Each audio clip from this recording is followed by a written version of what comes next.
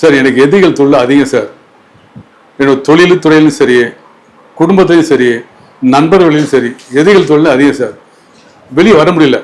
யார்கிட்டயாவது ஏதோ சொன்னால் பழிச்சுக்குவோமோ, குற்றம் பார்த்தால் சுற்றம் இல்லைன்றாங்க. அதனால யார்கிட்டயே ஏதாவது சொல்லிவிட்டோம்னா நண்பர்களும் இல்லாமல் போயிடுவாங்க, சொந்தங்களும் இல்லாமல் போயிடுவாங்க சார். எதிரி இல்லாமல் போனால் கூட பரவாயில்ல, இவர்களே எதிரி ஆயிடுவோம் பயமா இருக்கு சார். நம்ம ஏதோ சொல்ல போய் அப்போ எதிரிகளை வெல்லணும். நம்ம எதிரியை வெல்றோம்னாக்க போய் அடிக்கிறது கிடையாது, கோர்ட்டில் போய் கேஸ் போட கிடையாது. அந்த மாதிரி எதிரிகள் சொல்லலை. சுற்றிக்கூடிய நண்பர்கள் எதிரிகள் தொல்லை கண்டிச்சு நிறையா இருக்கு. வெளியே வரணும். ஏதாவது பரிகாரம் உண்டான்னு பார்த்தீங்கன்னாக்கா பொதுவான பரிகாரம் தான்.